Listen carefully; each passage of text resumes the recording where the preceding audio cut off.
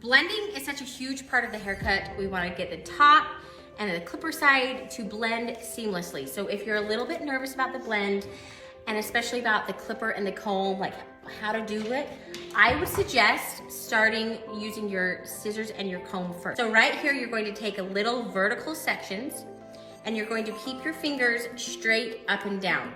You do not want to curve into the head, because then if you curve, you're going to take out all of this hair that makes the style cool.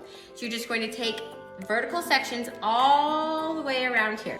Now, when you get to the crown of the head, remember your fingers are straight up and down. When you get to the crown, you do not need this hair right here to style. And you also don't want to keep it long because it will stick up, especially in this type of style.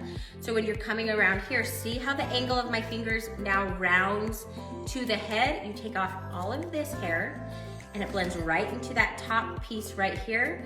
And you round all of this and you take all of that hair off. Now this is a really good first draft to blend these two together. I always like to use my clippers and my comb to perfect it and make sure I haven't missed any little hairs.